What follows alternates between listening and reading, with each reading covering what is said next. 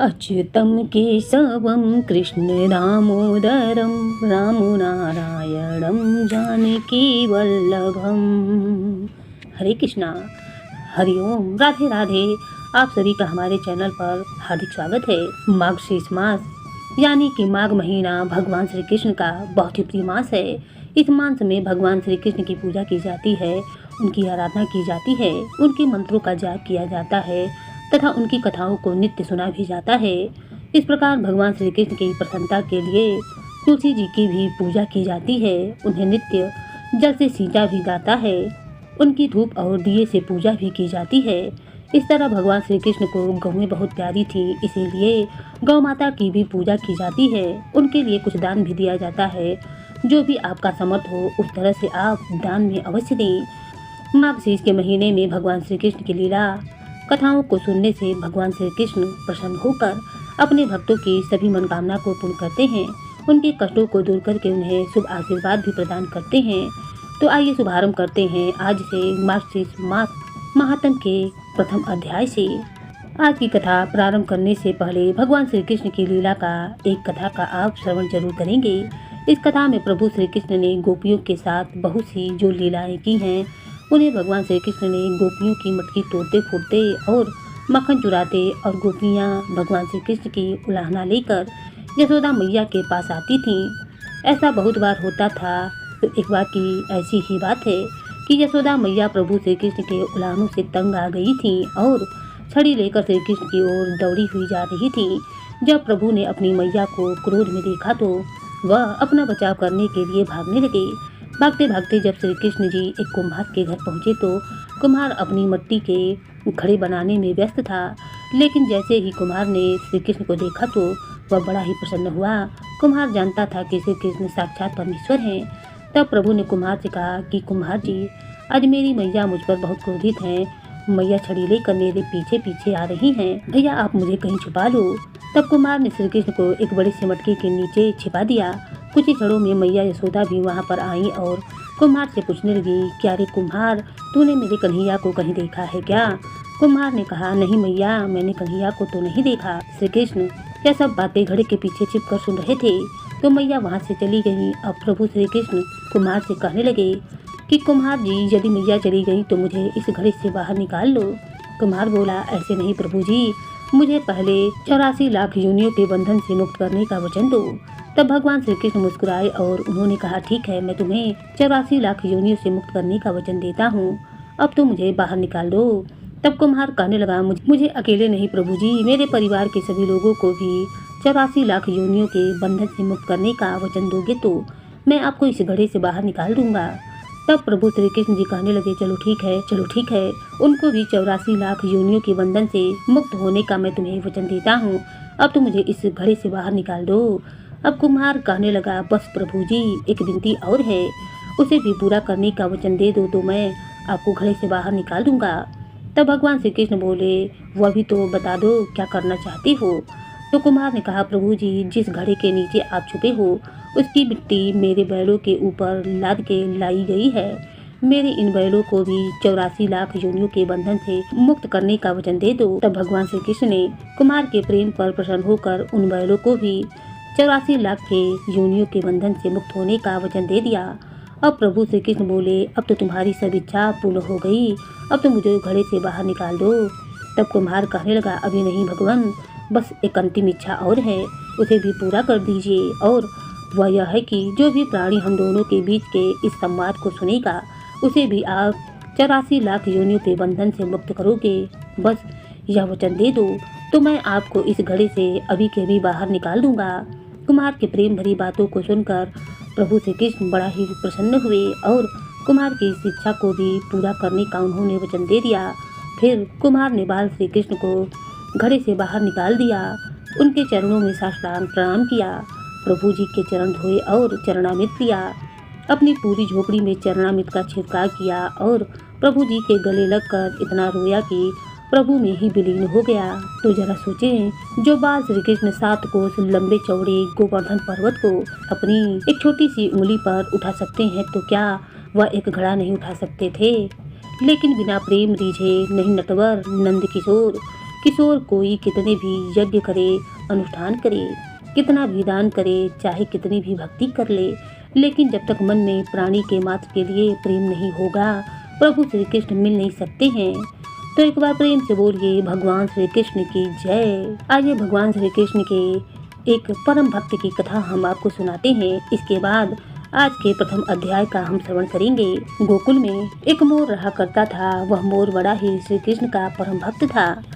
एक दिन उसने मन में ठान लिया कि मैं भगवान के नाम का जाप अवश्य करूंगा और भगवान के दर्शन करके ही रहूंगा।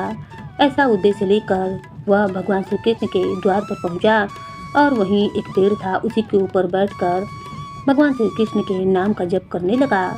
लेकिन नाम का रट लगाते लगाते सुबह से संध्या हो गई, भगवान के दर्शन ना मिले। यहाँ तक कि मोर का गला भी नाम जपते जपते सूख गया। बेचारा मोर बहुत मायूस हुआ। अब तो वह प्रतिदिन यही नियम बनाकर रोज भगवान के द्वार पर बैठ जाता और उनके नाम का जाप करने लगता। धीरे धीरे ऐसे करते करते 1 वर्ष व्यतीत हो गए, लेकिन ना ही उसे भगवान के दर्शन हुए और ना ही उसकी जाप की माला का कोई असर हुआ। एक दिन इसी तरह वह जाप करते करते रोने लगा। तभी संयोगवश उसी पेड़ के ऊपर से एक मैना जा रही थी। जब उसने मोर को रोता हुआ देखा तो सोचने लगी, अरे भगवान श्री कृष्ण के द्वार पर एक मोर बैठा रो रहा है। ऐसा तो पहली बार हुआ है। ऐसा तो कभी नहीं होता कि भगवान के द्वार से कोई निराश होकर जाता है। चलो इसके रोने का दुख का कारण क्या है, इसके पास जाकर पूछूं। यही सोचकर मैना जब उस मोर के पास आई तो कहने लगी, अरे बहन क्यों रो रही हो? तो मोर कहने लगी, क्या बतलाऊं, मैं 1 साल से इस निर्मोही कृष्ण की माला की जाप कर रही हूँ, नाम का रटन करते जा रही हूँ, लेकिन यह निर्मोही आज तक मुझे अपने दर्शन न दिए, ना ही घर के द्वार से बाहर निकला। सुबह से संध्या हो गई, यहाँ तक कि माला का जाप करते करते, मंत्रों का जाप करते करते, इनके नामों का रटन करते करते मुझे सुबह से संध्या हो जाती है और गला पानी के बिना सूख जाता है। ऐसे करते करते मैं वर्षों से इनके द्वार पर आ रही हूँ। आज मेरा मन बहुत निराश हो गया है। तब मैना कहने लगी, अरे तुम एक काम करो, मैं भी बरसाने से आ रही हूँ, अभी चलो बरसाने लेकर चलती हूँ।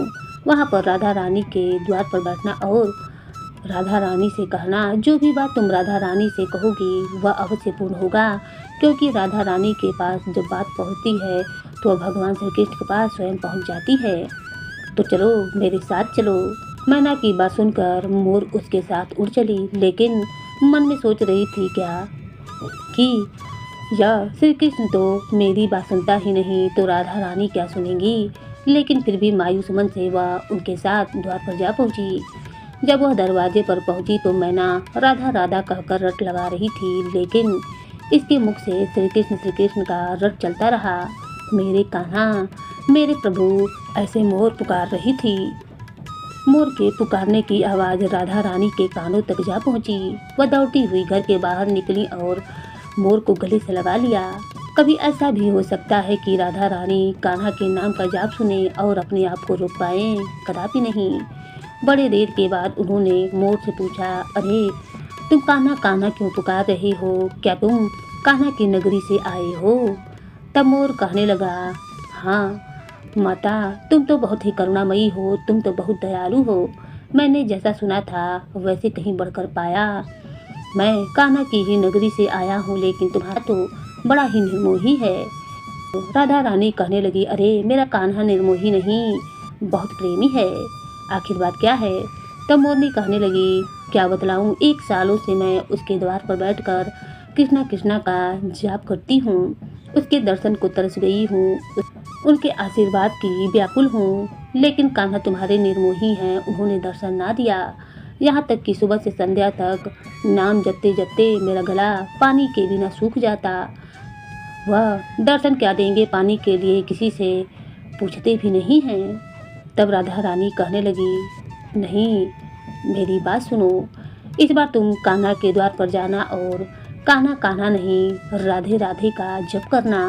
फिर देखो तुम्हारे कान्हा कैसे तुम्हें मिलने दौड़कर आते हैं। राधा रानी के ऐसा कहने पर मोर राधा रानी का आशीर्वाद लेकर सीधा कृष्ण के दरवाजे पर आ पहुंचा और फिर कान्हा कान्हा कहकर पुकारने लगा। फिर याद आया, अरे नहीं, राधा रानी तो बोलती थी कि राधा राधा का रट लगाना। ऐसा सोचकर वह राधे राधे कहने लगा। उसके राधे राधे जपते ही 2-3 क्षण हुए थे कि श्री कृष्ण दौड़े दौड़े बाहर आए। बाहर आकर उन्होंने मोर से पूछा, अरे तुम राधे राधे जप रहे हो, क्या राधा के गांव से आए हो?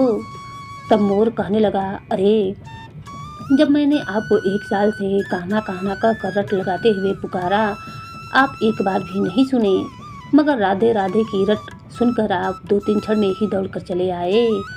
तब से कृष्ण बोले, बोलो भक्त तुम्हारी इच्छा क्या है? मोर कहने लगा, आपके दर्शन हुए, आपके दर्शनों की अभिलाषा हुई, इसलिए मेरी अभिलाषा यह पूर्ण हुई। तब भगवान बोले, तुम्हारे जैसा भक्त तो इस दुनिया में नहीं है।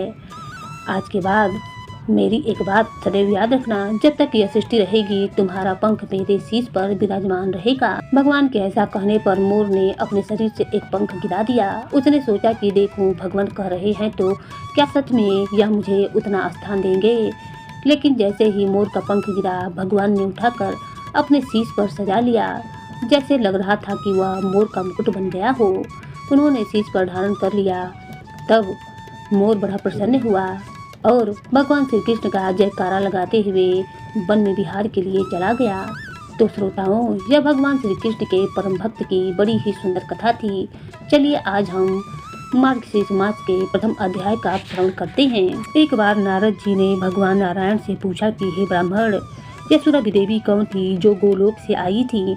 मैं उनके जन्म और चरित्र का वर्णन सुनना चाहता हूँ।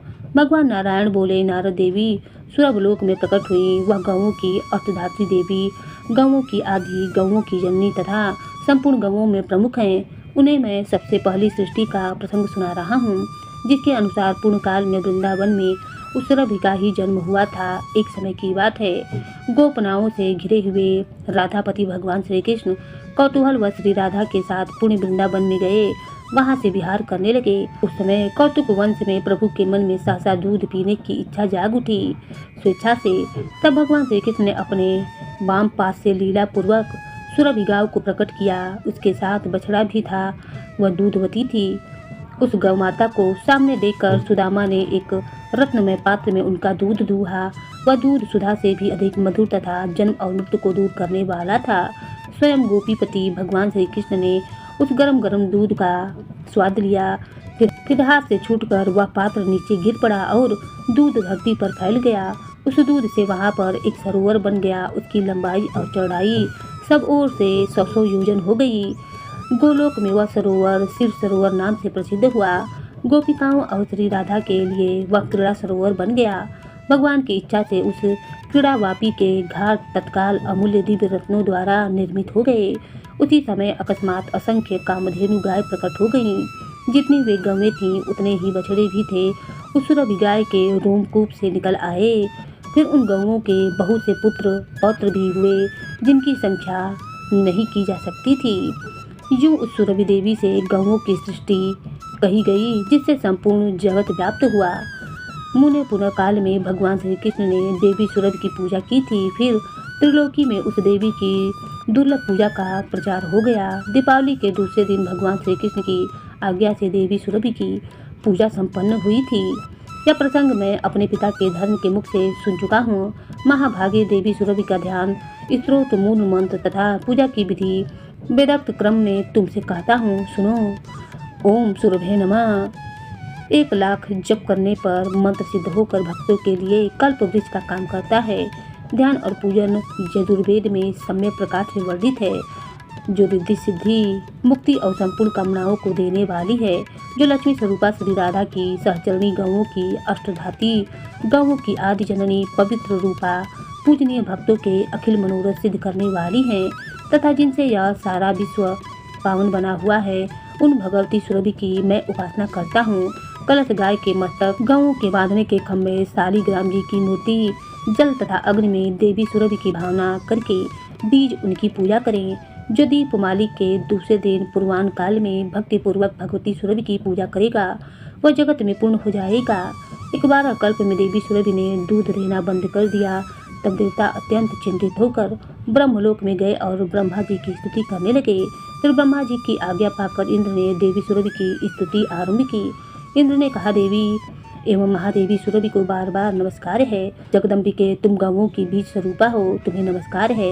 तुम श्री राधा को प्रिय हो, तुम्हें नमस्कार है। तुम लक्ष्मी की अंशभूता हो, तुम्हें बारंबार नमस्कार है। श्री कृष्ण की प्रिया को नमस्कार है। गौओं की माता को बारंबार नमस्कार है, जो सबके लिए कल्प वृक्ष स्वरूपा तथा धन और वृद्धि प्रदान करने वाली है। उन भगवती सुरभि को मैं बारंबार नमस्कार करता हूँ। इस प्रकार स्तुति सुनते ही सनातनी जगत जननी भगवती सुरभि भी संतुष्ट और प्रसन्न होकर उस ब्रह्मलोक में ही प्रकट हो गईं। देवराज इंद्र को परम दुर्लभ मनोवांछित वर देकर वे पुनः गोलोक में चली गईं। देवता भी अपने अपने स्थानों को चले गए। हे नारद, फिर से तो सारा विश्व सहसा दूध से परिपूर्ण हो गया। दूध से घी बना और घी से यज्ञ संपन्न होने लगे तथा उनसे देवता संतुष्ट हो गए। नारायण जी बोले, भगवान नारायण के ध्यान में तत्पर रहने वाले महाभागे मुनिवर नारायण, आप नारायण के ही अंश हैं। अतः भगवान, आप नारायण से संबंध रखने वाली कथा कहिए। सुरभि का उपाख्यान अत्यंत मनोहर है, उसे मैंने सुना। अब मैं श्री राधा का परम उत्तम आख्यान सुनना चाहता हूँ। उनके दुर्भाव के प्रसंग तथा उनके ध्यान स्रोत और उत्तम कवच को भी सुनने की मेरी अभिलाषा है। अतः आप इन सब का वर्णन कीजिए। मुनिवर श्री नारायण ने कहा, नारद, पूर्व काल की बात है। कैलाश शिखर पर सनातन भगवान शंकर सबसे श्रेष्ठ स्वामी और सिद्धिदाता हैं। वह बैठे हुए थे। मुनि लोग भी उनकी स्तुति करके उनके पास बैठे थे। भगवान शिव का मुखारबिंदु प्रसन्नता से खिला हुआ था। उनके अधरों पर मंद मुस्कान छटा छाई हुई थी। उस प्रसंग के श्रवण में कुमार की बड़ी रुचि थी। रास मंडल का वर्णन चल रहा था। जब इस आख्यान की समाप्ति हुई और अपनी बात प्रस्तुत करने का अवसर आया, उस समय सती साध्वी पार्वती जी मंद मुस्कान के साथ अपने प्राण वल्लभ के समक्ष प्रश्न उपस्थित करने की उद्यत हुई। पहले तो वे डरती हुई स्वामी की स्तुति करने लगी। फिर जब प्राणेश्वर ने मधुर वचनों के द्वारा उन्हें प्रसन्न किया, तब वे देवेश्वरी महादेवी उमा महादेवी जी के सामने वह अपूर्ण राधिका उपाख्यान सुनाने के लिए अनुरोध करने लगी। श्री पार्वती जी बोली, हे नाथ, मैंने आपके मुखारबिंद से पंचरात आदि सारे उत्तम आगम नीति शास्त्र, सिद्धियों के सिद्धि शास्त्र, नाना प्रकार के मनोहर तंत्र शास्त्र, परमात्मा श्री कृष्ण के भक्तों के भक्ति शास्त्र तथा समस्त देवियों के चरित्र का श्रवण किया है। अब मैं श्री राधा का उत्तम आख्यान सुनना चाहती हूँ। श्रुति में करण शाखा के भीतर श्री राधा की प्रशंसा संक्षेप से की गई है, उसे मैं आपके मुख से सुनना चाहती हूँ। अभ्यास द्वारा वर्णित श्री राधा की महत्ता सुनाइए। अतः आप श्री राधा के प्रादुर्भाव, ध्यान, उत्तम नाम महात्म, उत्तम पूजा विधान, चरित्र उत्तम, उत्तम कवच आराधना विधि तथा अभिष्ट पूजा पद्धति का इस समय वर्णन कीजिए। भक्त वत्सल, मैं आपकी भक्त हूँ, अतः मुझे यह बात अवश्य बताइए।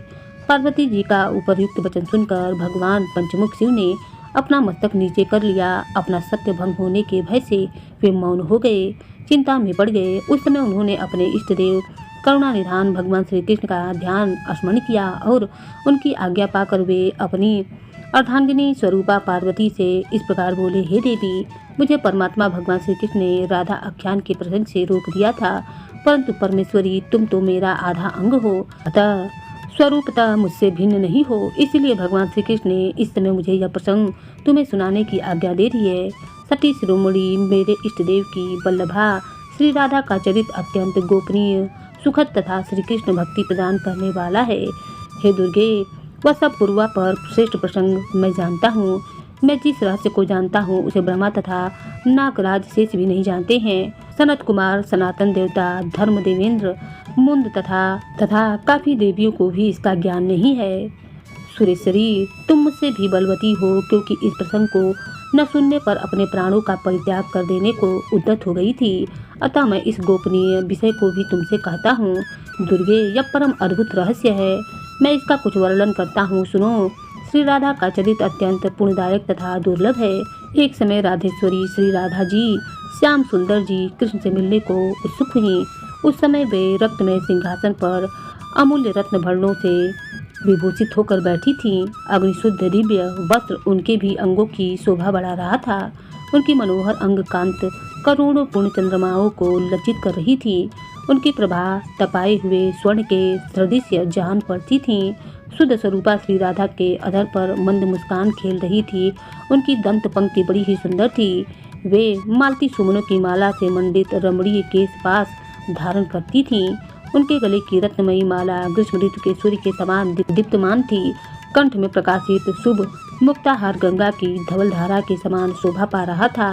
रसिक शेखर श्याम सुंदर श्री कृष्ण के मंद मन मुस्कुराते हुए अपनी उन प्रतिमा को देखा। प्राण बल्लभा पर दृष्टि पड़ते ही विश्वकांता श्री कृष्ण मिलन के लिए उत्सुक हो गए। परम मनोहर कांत वाले प्राण बल्लभ को देखते ही श्री राधा उनके सामने दौड़ गईं। महेश्वरी उन्होंने अपने प्राण राम की ओर धावन किया, इसलिए पूर्णा वेत्ता पुरुषों ने उनका राधा या सार्थक नाम निश्चित किया। राधा श्री कृष्ण की आराधना करती हैं और श्री कृष्ण श्री राधे की, वे दोनों परस्पर आराध्य और आराधक हैं। संतों का कथन है कि उनमें सभी दृष्टियों से पूर्णतः समानता है। हे महेश्वरी, मेरे ईश्वर श्री कृष्ण रास में प्रिया जी के धामन कर्म का आचमन करते हैं, इसीलिए वे उन्हें राधा कहते हैं, ऐसा मेरा अनुमान है। दुर्गे, भक्त पुरुष शब्द के उच्चारण मात्र से परम दुर्लभ मुक्ति को पा लेता है और धा शब्द के उच्चारण से वह निश्चय ही श्री हरि के चरणों में दौड़कर पहुंच जाता है। रा शब्द का अर्थ है पाना और धा शब्द का अर्थ है निर्वाण अर्थात मोक्ष। भक्तजन उनसे निर्वाण मुक्ति पाता है, इसीलिए उन्हें राधा कहा गया है। श्री राधा के रोमकूपों से गोपियों का समुदाय प्रकट हुआ है तथा श्री कृष्ण के रोमकूपों से संपूर्ण गोपों का प्रादुर्भाव हुआ है। श्री राधा के वाम अंश भाग से महालक्ष्मी जी का प्रकट हुआ है और वे ही सत्य की अष्टधात्री देवी हैं तथा गृहलक्ष्मी के रूप में भी अभिभूत हुई हैं। देवी महालक्ष्मी चतुर्भुज विष्णु जी की पत्नी है और बैकुंठ धाम में वास करती हैं। राजा को संपत्ति देने वाली राजश्री भी उन्हीं की अंशभूता हैं। राजलक्ष्मी की अंशभूता मत्स्य लक्ष्मी है जो गृहस्थों के घर घर में वास करती हैं। वे ही सत्या अष्टधात्री हैं देवी तथा वे ही गृह देवी हैं। स्वयं श्री राधा श्री कृष्ण की प्रियतमा हैं तथा श्री कृष्ण के ही वच स्थल में वास करती हैं। वे उन परमात्मा श्री कृष्ण के प्राणों की अष्टधात्री देवी हैं। हे पार्वती, ब्रह्मा से लेकर तण अथवा कीट पर्यंत संपूर्ण जगत मिथ्या ही है। केवल त्रिगुणातीत परमात्मा श्री राधा वल्लभ श्री कृष्ण ही परम सत्य हैं, अतः तुम उन्हीं की आराधना करो। वे सबसे प्रधान परमात्मा परमेश्वर, सबके आदि कारण, सर्व पूज्य और प्रकृति से परे विराजमान हैं। उनका नित्य रूप शिक्षामय है। वे भक्तों पर अनुग्रह करने के लिए ही शरीर धारण करते हैं। श्री कृष्ण से भिन्न हैं जो दूसरे देवता हैं। उनका रूप प्रकृति तत्वों से ही गठित है। श्री राधा श्री कृष्ण के प्राणों से भी अधिक प्रिय हैं। वे परम सौभाग्यशालिनी हैं। एक बार सुदामा के श्राप से देवी श्री राधा को गोलोक से इस भूतल पर आना पड़ा था। उस समय वे वृषभानु गोप के घर में अवलातीत हुई थी, अर्थात उनका जन्म वृषभानु गोप के घर में हुआ था। वहाँ उनकी माता का नाम कलावती था। महादेव देवी पार्वती से आगे का वृत्तांत बताते हुए कहने लगे कि हे देवी, एक समय की बात है, श्री कृष्ण बिरजा नाम वाली सखी के यहाँ उसके पास थे, जिससे श्री राधा रानी को बड़ा दुख हुआ। इस कारण बीजा वहाँ नदी रूप होकर प्रवाहित हो गई। बीजा की सखियाँ भी छोटी छोटी नदियाँ बन गईं। पृथ्वी की बहुत सी नदियाँ और सातों समुद्र बीजा से ही उत्पन्न हैं। राधा ने प्रणय कोप से श्री कृष्ण के पास जाकर उनसे बड़े कठिन शब्द कहे। सुदामा ने इसका विरोध किया, जिस पर लीलामय श्री राधा ने उसे असुर बुझाने का श्राप दे दिया। फिर तो सुदामा ने भी लीला क्रम से श्री राधा को मानवीय रूप में प्रकट होने की बात कह दी। दामा माता राधा और श्री हरि को प्रणाम करके जब जाने को तत्पर हुए, तब श्री राधा पुत्र विरह से कतार होकर आंसू बहाने लगी। श्री कृष्ण ने उन्हें समझा बुझाकर शांत कर दिया और शीघ्र उनके वापस लौटाने का विश्वास दिलाया। बाद में सुदामा ही तुलसी जी का स्वामी शंखचूड़ नामक असुर हुआ था, जो कि मेरे त्रिशूल से वितीर्ण और शाप मुक्त होकर पुनः गोलोक को चला गया था। सती राधा इसी बराह कल्प में गोकुल में अवलातीत हुई थी। वे ब्रिज में विषभानु वैश्य की कन्या हुई। हे देवी, अयोजिता थी, माता के पेट से नहीं पैदा हुई थी। उनकी माता कलावती ने अपने गर्भ में वायु को धारण कर रखा था। उसने योग माया की प्रेरणा से वायु को ही जन्म दिया, परंतु वहाँ स्वेच्छा से श्री राधा प्रकट हो गई। 12 वर्ष बीतने पर उन्हें नूतन यौवन में प्रवेश करती देखकर माता पिता ने रायण वैश्य के साथ उनका संबंध निश्चित किया।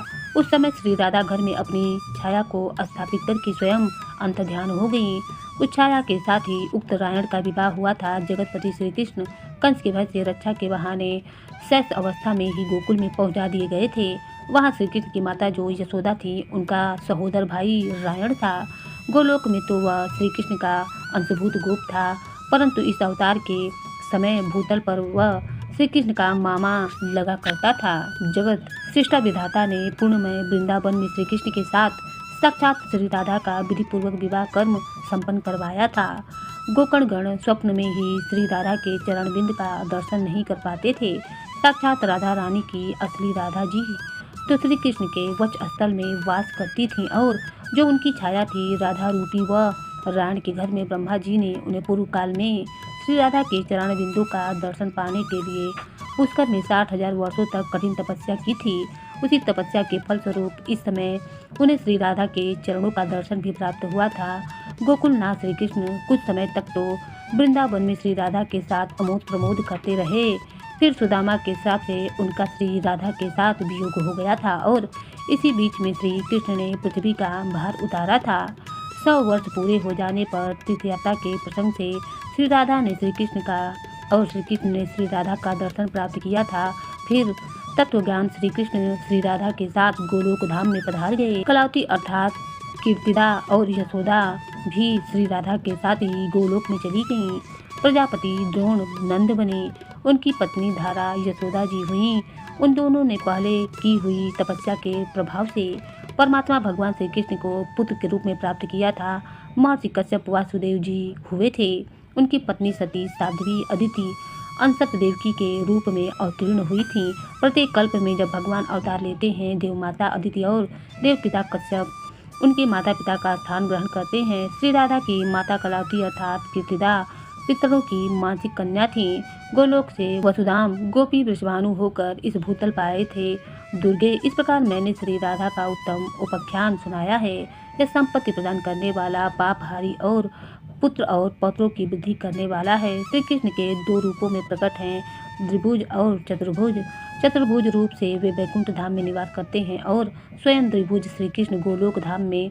चतुर्भुज की पत्नी महालक्ष्मी सरस्वती गंगा और तुलसी हैं। यह चारों देवियां चतुर्भुज नारायण देव की प्रिया हैं। श्री कृष्ण की पत्नी श्री राधा हैं जो उनके अर्धांग से प्रकट हुई हैं। वे तेज अवस्था रूप और गुण सभी दृष्टियों से उनके अनुरूप हैं। विद्वान पुरुष को पहले राधा नाम का उच्चारण करके उसके बाद कृष्ण के नाम का उच्चारण करना चाहिए और अगर इस क्रम का उलटफेर कर दिया जाए अर्थात राधा कृष्ण कहने के बजाय कृष्ण राधा कह दिया जाए तो वह पाप का भागी होता है। उसमें कोई संशय नहीं। कार्तिक की पूर्णिमा को गोलोक के रासमंडल में श्री कृष्ण ने राधा जी का पूजन किया और तत्व संबंधी महत्व रचाया था। उत्तम रत्नों की गुटिका में राधा कवच रखकर गोपों सहित श्री हरि ने उसे अपने कंठ और दाहिनी बाह में धारण किया।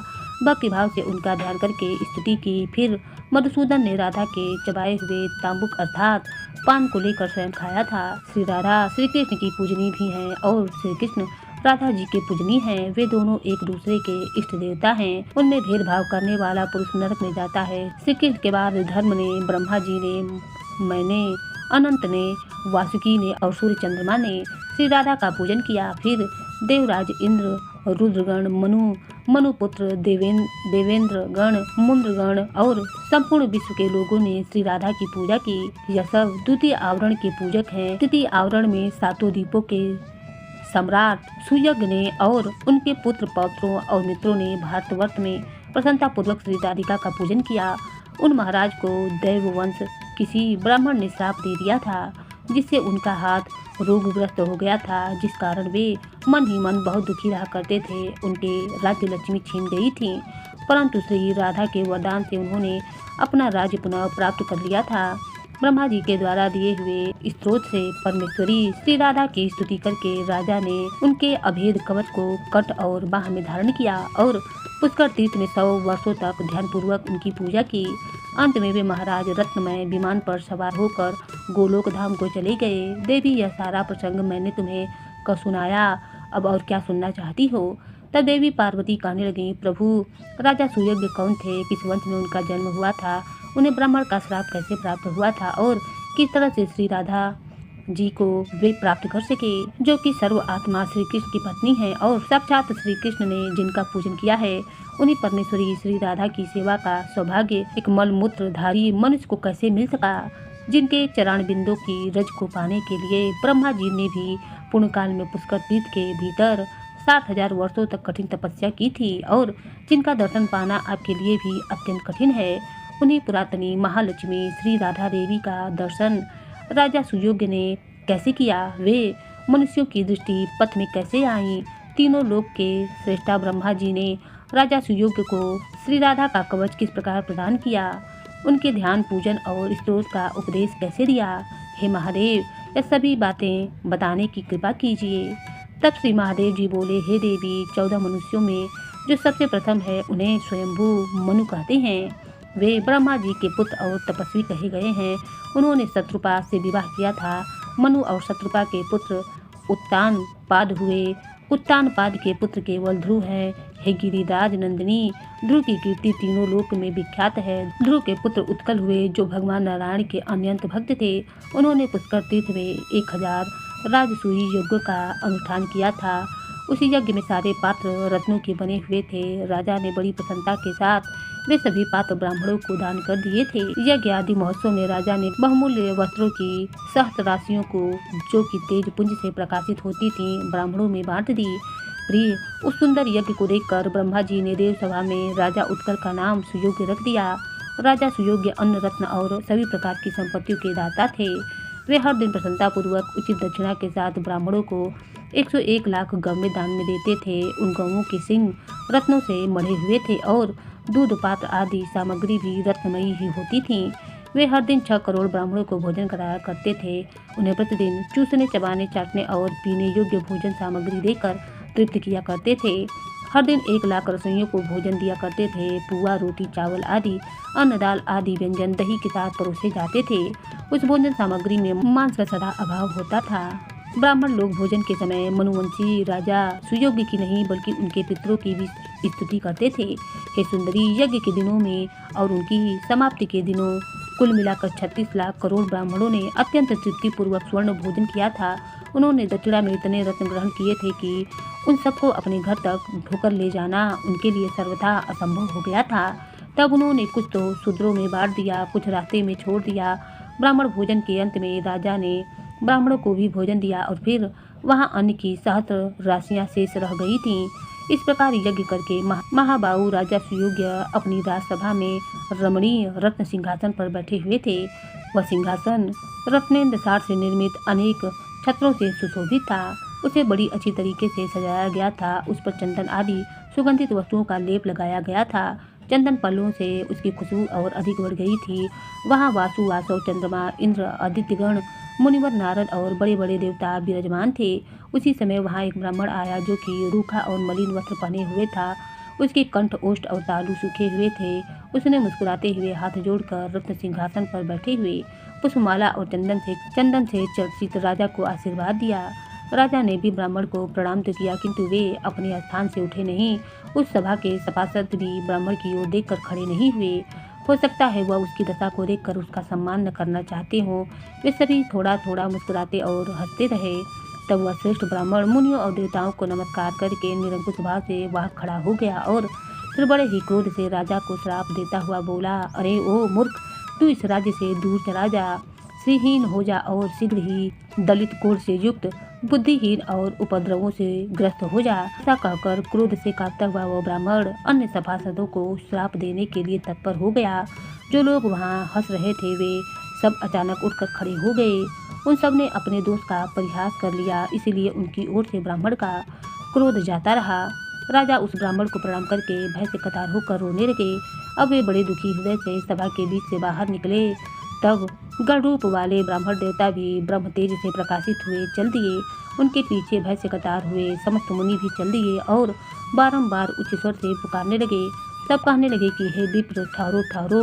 उन मुनियों के नाम इस प्रकार हैं: पुल्ला, पुलस, प्रचेता, भृगु, अंगिरा, मरीच, कश्यप, वशिष्ठ, कीतु, शुक्र, बृहस्पति, दुर्वासा, लोमस, गौतम, कणाद, कड़व, कात्यायन, कठपाणिनि, जाजरी, ऋषभ, भृंग, विभांडक, तैतिली, महातपस्वी मार्कंडेय, संदनंद, सनातन, सनक, भगवान सनत, कुमार, नरनारायण, ऋषि पराशर, जरतकारु, सर्वथ, करत, कौरव, चमन, भारद्वाज, वाल्मीकि, अगस्त्य, ये सारे ऋषि मुनि वहाँ पर थे और इनके सहित सभी देवता भी ब्राह्मण के पीछे पीछे चलने लगे। पार्वती जी उन नीति विशारद मुनियों ने ब्राह्मण को समझाया, एक स्थान पर ठहराया और फिर उनसे नीतिपूर्ण कुछ बातें कही। देवी पार्वती ने महादेव से पूछा, हे प्रभु, ब्राह्मण और ब्रह्मा जी के पुत्रों ने जो कि नीति के विद्वान थे, उस समय उन ब्राह्मण देवता से नीति की कौन सी बात कही, यह भी तो मुझे बताने की कृपा करें। श्री महादेव जी बोले, हे श्रीमुखी, उस मुनि समुदाय ने स्तुति और विनय से ब्राह्मण को संतुष्ट करके क्रमशः इस प्रकार कहना आरंभ किया। सबसे पहले सनत कुमार ने कहा, हे ब्राह्मण, आपके पीछे राजा की लक्ष्मी और कीर्ति भी चली जा रही हैं। सत्य, यश, सुशीलता, महान ईश्वर, पितर, अग्नि और देवता सभी राजा को श्रीहीन करके उनके घर से बाहर चले आए हैं। हे ब्राह्मण, अब आप संतुष्ट हो जाओ, क्योंकि ब्राह्मण शीघ्र ही संतुष्ट होने वाला कहा गया है। मुने, ब्राह्मणों का हृदय तो नवनीत के समान कोमल होता है। वे तपस्या से परमार्जित होने के कारण अत्यंत निर्मल और शुद्ध होते हैं।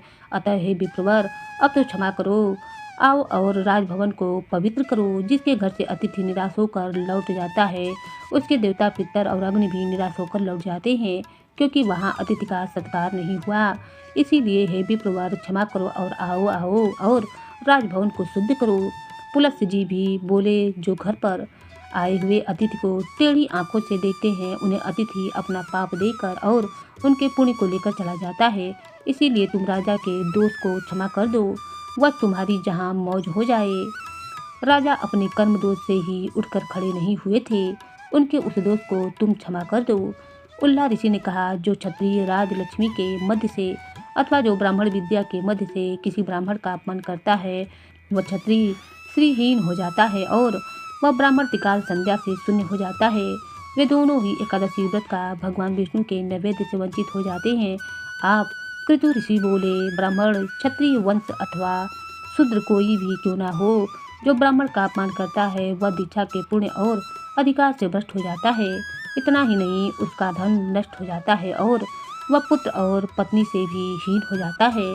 यह एक कटल सत्य है। अतः हे महाभागे, अतः हे भगवान, क्षमा करो, आओ और राजा के घर को पवित्र करो। अंगिरा ऋषि भी कहने लगे, जो ज्ञानवान ब्राह्मण होकर किसी ब्राह्मण का अपमान करता है, वह भारतवर्ष में 7 जन्मों तक सवारी ढोने वाला बैल होता है। मरीच ऋषि बोले, जो पुण्य क्षेत्र भारतवर्ष में देवता, ब्राह्मण और गुरु का अपमान करता है, वह भगवान विष्णु की भक्ति से वंचित हो जाता है। कश्यप मुनि ने कहा, जो वैष्णव ब्राह्मण को देखकर उनका अपमान करता है, वह विष्णु मंत्र की दीक्षा से वंचित होकर विष्णु पूजा से भी विरक्त हो जाता है। अब प्रचेता ऋषि बोले, जो अतिथि ब्राह्मण को आया देखकर उनके लिए अभ्युत्थान नहीं करता, उठकर खड़ा नहीं होता, वह भारत भूमि में माता पिता की भक्ति से रहित हो जाता है। उस मूर्ख को 7 जन्मों तक हाथी की योनि में जन्म लेना पड़ता है। इसीलिए हे द्विश्रेष्ठ, शीघ्र चलो, राजा को आशीर्वाद दो। दुर्वासा ऋषि कहने लगे, जो गुरु ब्राह्मण अथवा देवता की प्रतिमा को देखकर शीघ्र ही उनके सामने मस्तक नहीं झुकाता, वह पृथ्वी पर सुअर होता है। इसीलिए हे ब्राह्मण, हमारे सब अपराधों को क्षमा करो और चलकर अतिथि सत्कार ग्रहण करो। अब राजा ने पूछा, आप सभी लोग श्रेष्ठ मुनि हैं, आपने किसी न किसी बहाने से धर्म का उपदेश दिया है, अतः सब कुछ स्पष्ट बताकर मुझे मूर्ख को समझाइए। हे विप्रवर, आप लोग पहले मुझे यह बताएं कि स्त्री हत्या, गौ हत्या, गुरु पत्नी गमन, ब्रह्म हत्या और कृतघ्नता करने वालों को कौन सा दोष लगता है और उनका परिहार अर्थात उनकी मुक्ति कैसे होती है। वरिष्ठ जी बोले, राजन, अगर अपनी इच्छा से गोवध का पाप किया गया हो तो उसके प्रायश्चित के लिए मनुष्य लगातार 1 वर्ष तक तीर्थों में भ्रमण करता है, तीर्थों के दर्शन करता रहे। वह हर दिन जव की रोटी या जव की लपसी खाए और हाथ से ही जल पिए। वर्ष पूरा होने पर ब्राह्मणों को दक्षिणा सहित 100 अच्छी और दूध देने वाली गायों का दान करे। प्रायश्चित से पाप क्षीण हो जाने पर भी मनुष्य अपने संपूर्ण पाप से मुक्त नहीं हो जाता है। जो पाप बचा रहता है, उसी के फल से वह दुखी और चंडाल होता है। अगर अतिदेशिक हत्या हुई हो, अर्थात साक्षात गोवध आदि न होकर उसके समान बताया गया कोई पाप कर्म हो गया हो, की हुई हत्या से आधा फल भोगना पड़ता है। अनुकल्प रूप प्रायश्चित से उस हत्या का पाप अगत क्षीण हो जाता है, फिर भी उससे पूरी तरीके से मुक्ति नहीं मिल पाती। शुक्र ने कहा, स्त्री की हत्या करने पर निश्चय ही गौ हत्या से दोगुना पाप लगता है। स्त्री हत्यारा हजारों वर्ष तक कालसूत्र नामक नरक में निवास करता है। फिर वह महापापी मानव 7 जन्मों तक सूअर और 7 जन्मों तक सांप बन जाता है। इसके बाद उसकी शुद्धि हो पाती है। बृहस्पति जी बोले, स्त्री हत्या से भी 2 गुना पाप लगता है। ब्रह्म हत्या में ब्रह्म हत्यारा 1 लाख वर्षों तक निश्चय ही महाभयंकर कुंभी पाक नरक में निवास करता है। फिर इसके बाद उसे 100 वर्षों तक विष्ठा का कीड़ा होना पड़ता है। इसके बाद 7 जन्मों तक सर्प बनकर वह उस पाप से मुक्त हो पाता है। गौतम बुद्ध भी समझाने लगे कि हे राजेंद्र, कृतज्ञ को ब्रह्म हत्या से 4 गुना पाप लगता है। वेदों में अवश्य ही कृतों की शुद्धि के लिए कोई प्रायश्चित नहीं कहा गया है, अर्थात जो दूसरे के उपकार को, दूसरे के एहसान को न मानने वाला हो उसे कृतज्ञ कहते हैं। राजा ने पूछा, वेद वेताओं में श्रेष्ठ हे महर्षि, आप मुझे कृतघ्नों का लक्षण बतलाइए। कृतघ्नों के कितने भेद हैं और उनमें से किन्हें किस दोष की प्राप्ति होती है। तब ऋषि श्रृंग ने उत्तर दिया, सामदेव में 16 प्रकार के कृतघ्नों का वर्णन किया गया है। राजन, वे सब के सब प्रत्येक दोष से प्रत्येक फल के भागी होते हैं। सत्कर्म, सत्य, पुण्य, स्वधर्म, तप, प्रतिज्ञा, दान, परिपालन, गुरु कृत्य, देव कृत्य, काम कृत्य, द्विज पूरण, नित्य कृत्य, विश्वास पर धर्म और पर प्रदान, इनमें स्थित हुए मनुष्यों का जो वध करता है वह पाप कृतज्ञ कहा गया है। इसके लिए जो लोग है वे जन्म से भिन्न योनियों में उपलब्ध होते हैं। हे राजन, वे पापी कृतज्ञ जिन जिन नरकों में जाते हैं वे नरक निश्चय ही यमलोक में विद्यमान हैं। राजा सुयोग ने पूछा, हे प्रभु, किस प्रकार वे कृतज्ञ कौन सा कर्म करके किन किन भयंकर नरकों में जाते हैं, इसे एक एक करके मैं सुनना चाहता हूँ, आप बताने की कृपा करें। कत्यायन ऋषि बोले, राजन, जो शपथ खाकर भी अपने सत्य को मिटा देता है, यानी कि जो कसम खाने के बाद भी अपनी बात को पूरा नहीं करता, उसका पालन नहीं करता, वह कृतघ्न अवश्य ही 4 युगों तक कालसूत्र नरक में निवास करता है। फिर 7 जन्मों तक कौवा और उल्लू होकर फिर से 7 जन्मों तक महारोगी शूद्र होता है। इसके बाद उसकी शुद्धि हो पाती है। फिर सर्वश्री, सनंदन, सनातन, पराशर, जरतकाल, भारद्वाज और विभांडक ने अलग अलग चित्रों के भेद और उनका प्राप्त होने वाली दुर्गति का वर्णन किया। फिर भी श्री मार्कंडे जी बोले, मार्कंडे जी ने कहा कि हे नरेश्वर, शुद्ध जाति स्त्री के साथ समागम करने पर ब्राह्मण को जो दोष लगता है उसका वर्णन वेदों में किया गया है, उसे बताता हूँ, सावधान होकर सुनो। जो ब्राह्मण शुद्ध जाति स्त्री के साथ संबंध स्थापित करता है वह कृतों में प्रधान है, सबसे बड़ा कृतज्ञ है। उसे 14 इंद्रों के स्थित काल तक क्रम दस्त नामक नरक में निवास करना होता है। वहाँ वह ब्राह्मण कीड़ों के काटने से व्याकुल रहता है। यमराज के दूत उससे प्रतिदिन तपाई हुई लोहे की प्रतिमा का आलिंगन करवाते हैं। फिर निश्चय ही वह व्यभिचारिणी स्त्री की योनि का कीड़ा होता है। इस अवस्था में 1000 वर्षों तक रहने के बाद वह शूद्र होता है। फिर उसकी शुद्धि हो पाती है। फिर राजा बोले, हे मुनि, अन्य कृतों के कर्मों का भी फल बतलाइए। जब ब्राह्मण का श्राप तो मेरे लिए बड़ा लाभदायक हुआ, क्योंकि इसके कारण मुझे सत्संग का लाभ हुआ है।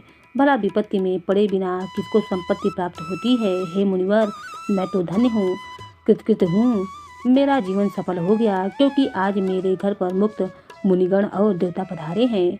उसके बाद मुनियों ने राजा सुयोग के सामने जिन जिन नरकों का वर्णन किया, जिनमें कृतज्ञ मनुष्य को जाना होता है, उसका वर्णन आप सभी अगले अध्याय में सुनिएगा। तो मेरे चैनल पर लगातार बने रहिए। आपसे एक निवेदन भी है, चैनल को लाइक शेयर सब्सक्राइब भी करते रहिए और कमेंट में श्री हरि कृष्ण का नाम जपते रहिए।